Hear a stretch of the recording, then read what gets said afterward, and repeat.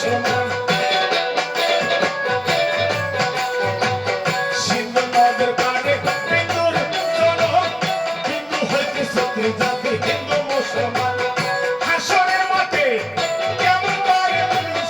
বিচারের মাঠে কেমন করে মানুষ বিচার দিলে কেমন করে সিনা যাবে হিন্দু না মুসলমান হরে কৃষ্ণ হরে রাম হরে নামে হরে ভগবান হরে কৃষ্ণ হরে রাম হরে নামে হরে ভগবান ও দাদা হিন্দু ভাই পাটা বলি দেয় কালী মায়ের ঘরে কালী মা এসে কি আহার করে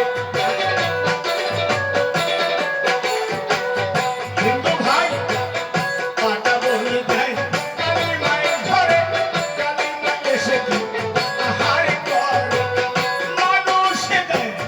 মানুষে খায় মানুষে যায় মানুষে খায় মানুষে দেয়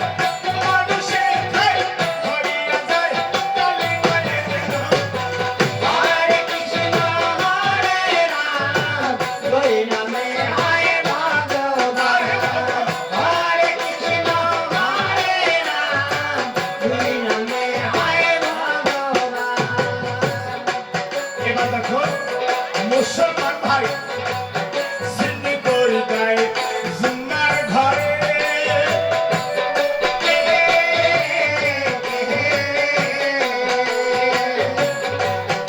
আল্লাহ এসে কি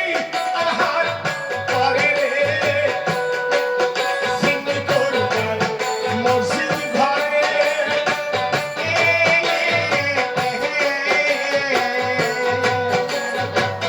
খোদা এসে কি আহার করে মানুষে দেয় মানুষে খায় মানুষে যায় মানুষে খায় হইয়া যায় মানুষের নাম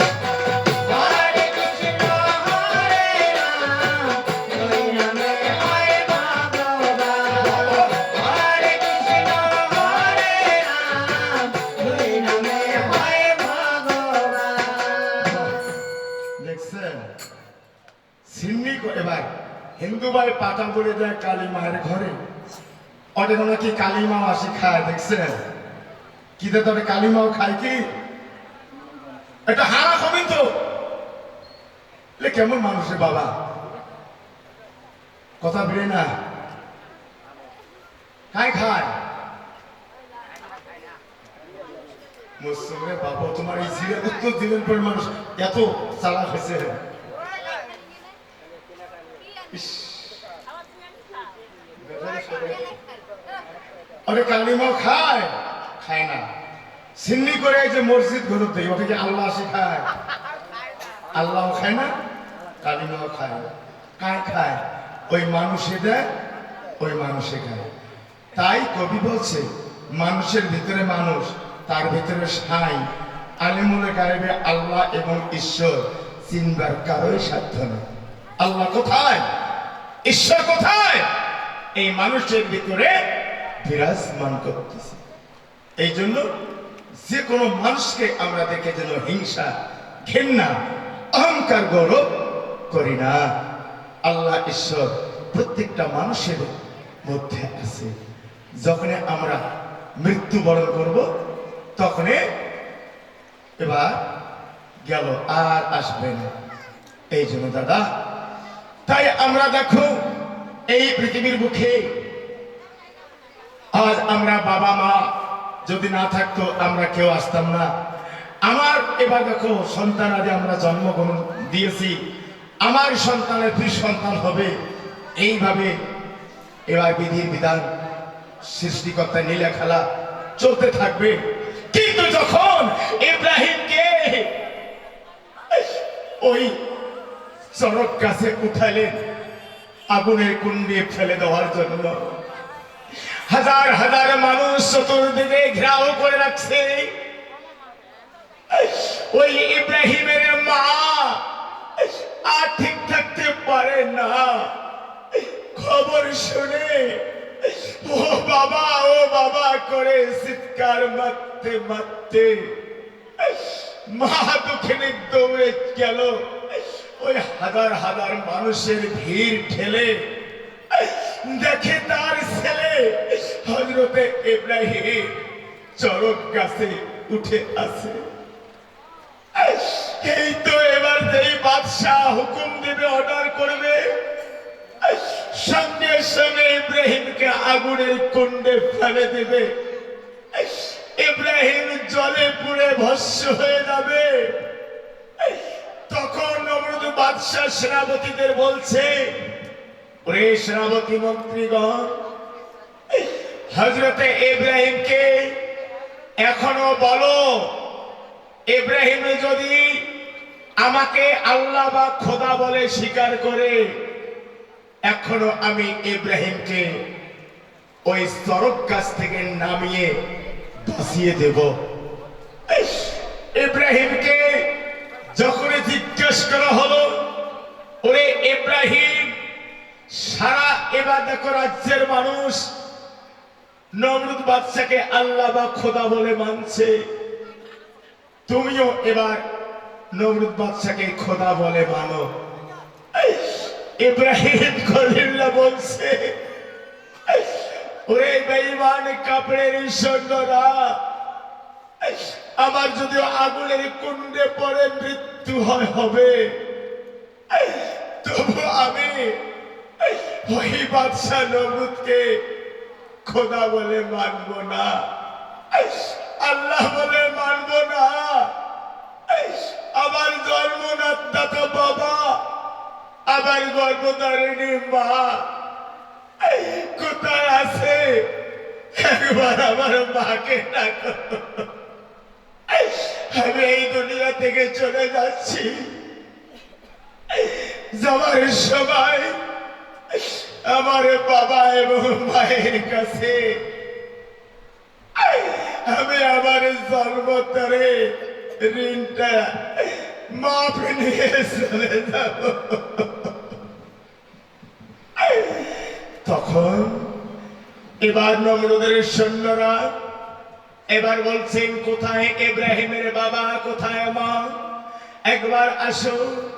তোমার ছেলে দুনিয়ার বুকে তোমার কাছ থেকে ঋণ মুক্ত হয়ে যাবে, মৃত্যুদণ্ড করবে, এবং যাওয়ার আগে ইব্রাহিমকে বলছে, ওরে ইব্রাহিম, তোর যদি কোনো জিনিস খাওয়ার এবার স্বাদ থাকে, এখনো বল তোর বাবা মার কাছে, এবার একটু পরে তোর আগুনের কুণ্ডে দাহন করা হবে। এই কথা যখন বলল নমরুদের সৈন্যগণ, ইব্রাহিম বাবা বাবা করে ডাকে যে, তখন কোথায় আছো আমার গর্ভধারিণী মা, জগত জননী? দুনিয়া থেকে চিরতরের মতো তোমার ছেলে যায় অগ্নি কুণ্ডে পড়ে। একবার আসো, আসো প্রাণের আম্মা জান, তোমার ছেলে তোমার জন্য অপেক্ষা করছে। এখন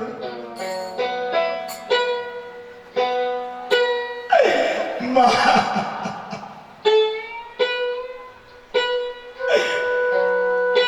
ওরে কোথায় আছো? জনম দুঃখিনী মা,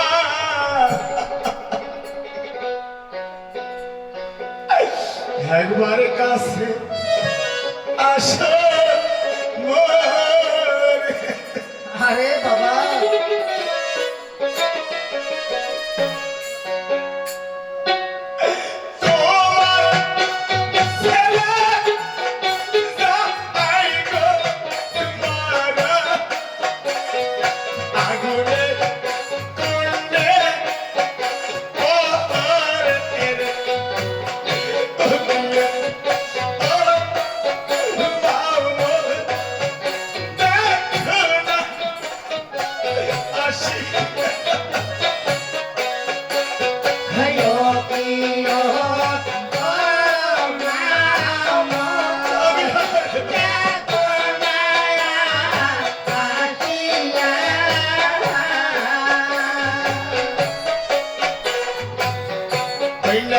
দশ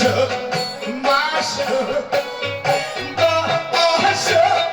দিন মা গর্বে রাখিস মোরে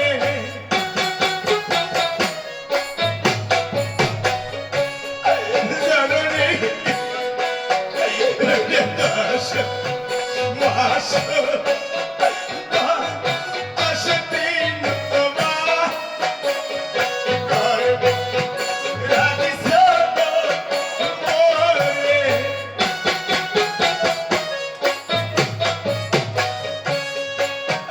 বাতালা আমি ভুকা মা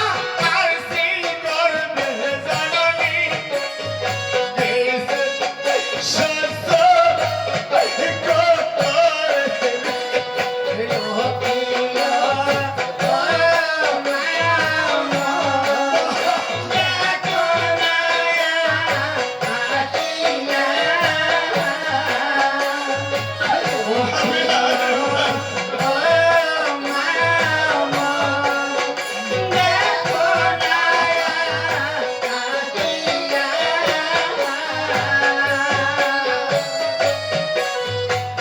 ও দাদা ও মা দিদিরা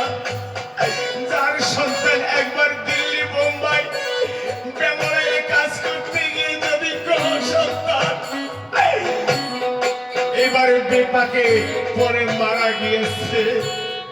সেই মায়ের বুক খালি